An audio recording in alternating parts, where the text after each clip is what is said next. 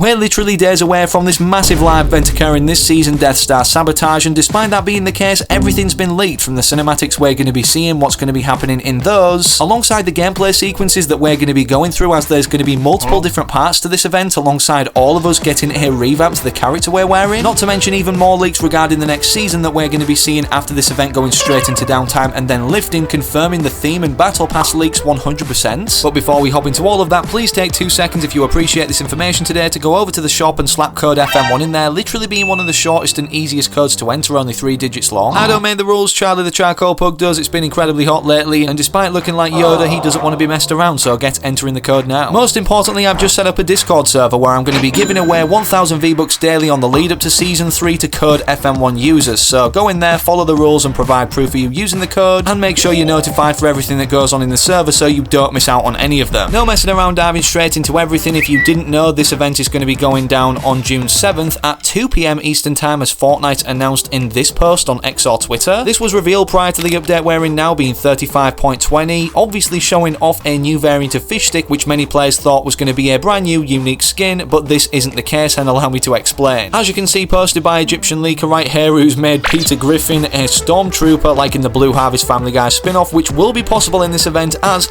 live event spoilers, our skins' bodies will be replaced with Stormtrooper armor during the event, so choose your skin wisely. The armor will adjust depending on the size of your skin. Some specific skins will get extra adjustments, and as you can see right here from FN Assist, these are all the different sizes of Stormtrooper outfits we're going to be wearing. Specifically, the main change, as you can see right here, is the neck region, depending on the size, scale and stature of your character. Our 2 most notable story characters from Chapter 5 anyways, being Hope and Jones, are going to be looking like this, and directly involved in the event, as Egyptian Leaker also describes here, live event spoilers, Hope and Jones will use us as fake prisoners to get into the Death Star. A grab cuffs string was added for the event, so cuffs will probably be part of the disguise. All of this is giving us undercover Operation Skyfire vibes, where we got abducted up into the mothership, kinda like acting at first as if, oh no, we've been captured, but then carried out the plan to literally destroy the mothership, which is what we're going to be seeing with this Death Star, as it's in the title, the word sabotage. This is going to be happening to the giant ship. I did predict that these handcuffs added in 35.20 would specifically be used for this exact reason, and Egyptian Leaker posted some voice lines from Hope and Jones and the Stormtroopers regarding this event. As you can see from Hope right here, looks like we all made it. Hope, prisoner convoy requesting permission to land. Jones, hit the ground running, don't give anyone a chance to ask questions. And then Stormtroopers simply letting us by handcuffed, with Hope and Jones saying move along. It doesn't stop there though in terms of these leaks, there's so many more, and apparently we'll have 6 phases, so hopefully there's no kind of like dull time like we saw in the Fracture event with these mini games. After all, they were classed as objectives during the event, not mandatory, but something for us to do that contributed, and apparently in this event we're going to be seeing multiple objectives, for example destroying a communication tower, destroying asteroids, destroying a launch bay, and many more. And of course he pointed out there, like I just did, it might be similar to Fracture because of this. Despite this being the case, however, the live event is set to consist of 2 main parts, objectives and missions, and then a space battle, and apparently the objective part will be similar to Fracture. Hopefully it doesn't last too long if this is the case, but it's most likely for the pre-event only, and that's why the playlist will be live 2 hours early for us to enter, which I definitely recommend doing as early as you possibly can. There's going to be so many people queuing up for this event and trying to get in that the earlier you do this, once the playlist is actually live, the better, considering Fortnite Mobile or iOS has returned now in the US and also in the EU. And speaking of iOS returning, there's a free skin that you can claim now until June 17th, when Festival Season 9 actually starts and Sabrina Carpenter rotates out of the Music Pass, being the Burn Off outfit. This free skin isn't as urgent to get as the Iridia Vane outfit from the Celestial Strike event that obviously went live for playing and doing certain things with your friends in-game, small objectives, as this does disappear when Death Star Sabotage actually starts. And again, when this time does come around on June 7th at 2 PM ET, we have the live event spoilers for the missions or objectives. First of all, destroy asteroids, small, medium or large,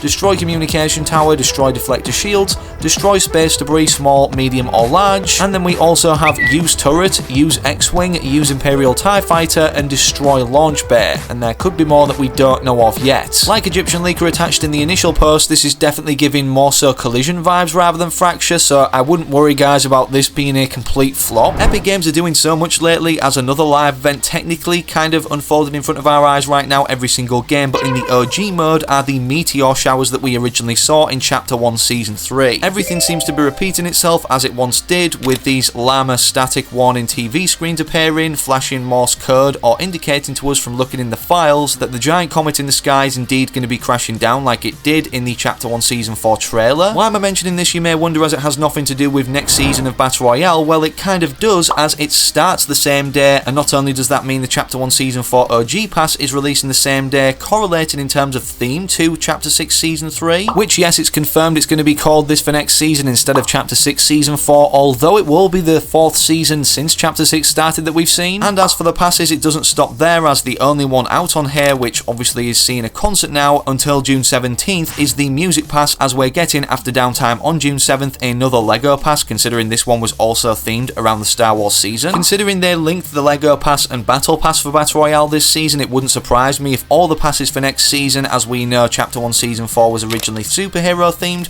and we know next season based off the fact that Superman is an upcoming skin according to data miners with his own mythic abilities, and Fortress of Solitude POI, which supposedly is replacing Masked Meadows, you know, where Daigo has been making these masks the entire chapter now, but specifically the Mask of Power that he used the ability of to then open up another portal at Magic Mosses, as the one on the outskirts of Warrior's Watch initially got destroyed, and it seems upon his return that we've been foreshadowed to thanks to this cinematic showing what happened in the Spirit Realm, succumbing to the thrall of the Dark Presence, then returning. He is not only not happy with Fortnite Island characters, but not happy overall, and I'm guessing he's going to be even more unhappy that his Masked Meadows location, where he was able to manufacture masks using this machine, has now been taken over by another collab skin, and perhaps could explain why, according to the inside leaks, not only is he a Battle Pass skin in this corrupted form next season, but also our main villain, and it's going to be interesting to see how this portal that's now activated on the outskirts of Canyon Crossing actually plays into the Death Star Sabotage live event, as I'm guessing it either will or we'll see in a fixed cinematic something happening with this like we did at the end of last season, or perhaps it could have no involvement in the event and only the aftermath of it shown in the next season trailer for Chapter 6 Season 3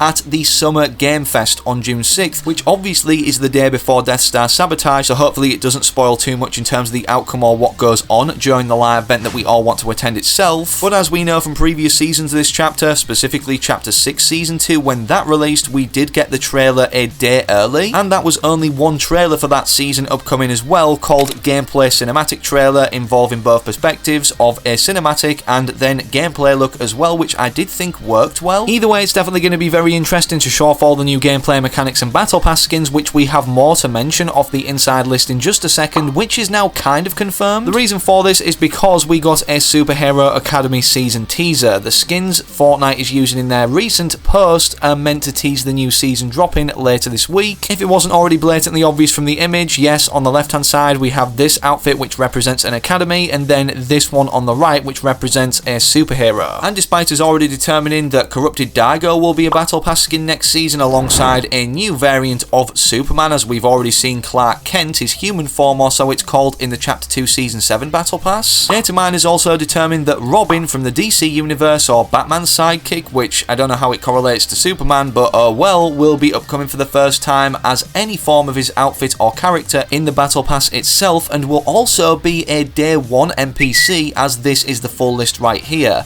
Apparently, according to Wenso, most are story related, so we have Robin, DC as previously determined, Outlaw Midas, Shadowblade Hope, Underground Jones, Jade, Kendo, Night Rose, Mist Raven, new Daigo skin, so that's the codename for that corrupted character, and then plus 5 Season 3 pass skins, and these being the codenames of all of them: Polarity Win, Lazy Liz, Ashen Magnus, Bent Baton, and Spatial Travel, all of which could easily be superhero themed if it wasn't already an obvious theme from characters like Robin and Superman appearing next season. Epic Games in the most recent skin surveys literally made one up of entirely unique superhero designs with a consistent kind of star logo appearing throughout the chest of these characters, implying it's going to be like a new faction moving forward in the lore or storyline, kind of like before, you know, we've seen this logo being the Sevens or this logo being the Imagined Order. Another skin that's confirmed off off a previous survey, not that superhero one to be upcoming in the next Battle Pass, however, is supposedly this lizard character. This was determined a while back and not many people are talking about it, and for good reason, as he doesn't really fit the criteria of a superhero theme, so maybe we get some wacky selectable styles of him becoming a superhero or dressed like one. Who knows, maybe all the Battle Pass skins are 100% confirmed or shown for the first time, even the key art for next season, Chapter 6 Season 3, in the State of Unreal event, which is going down on June 3rd, perhaps is the day when you're watching this video, just after I've posted. According to Hypex, there's going to be multiple Fortnite related announcements, possible collab announcements for creative, live on Unreal Engine's YouTube and Twitch, and Nintendo are sponsors, so maybe we get to see how Fortnite looks on Nintendo Switch too. Fortnite are leaving no platform behind in terms of going forward, but something that they are actually discontinuing is Fortnite OG Ranked being removed with the start of next season on June 7th, which again is the same day that Chapter 1 Season 4 releases, and something coming back from the past that many players have been actually complaining about, not making it feel like OG. This one small detail is the grass. Internet detectives were literally able to determine this from this small gif or post of a character running in front of a goal on Fortnite France's Twitter account, assuming it was obviously taken on the dev build of Chapter 1 Season 4 OG. And despite 4 of the Battle Pass skins that we've literally already mentioned for Chapter 6 Season 3, according to Sheena right here in this rumoured Fortnite Season 3 content list, we have everything mentioned about the Superhero Academy theme, with Midas involved, the Superman skin mythic ability,